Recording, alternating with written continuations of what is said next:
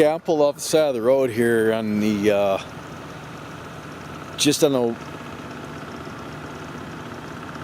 the west side of the pass over the mountain on the way to Pahrump, and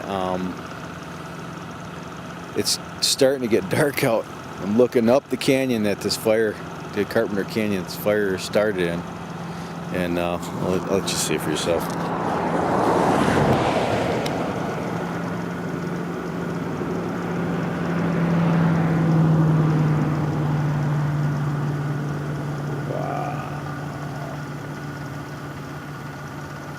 Good shot right there.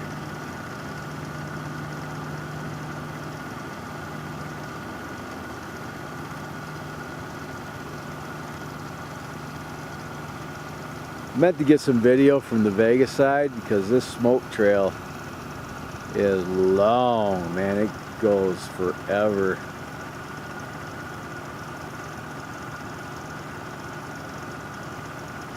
But kind of looks to me, we were through here yesterday coming back from Las Vegas from church,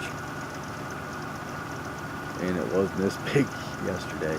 So the wind picked up last night and this morning, and this morning it was barely visible. The smoke trail was barely visible. That's a nice spot, hot spot right there.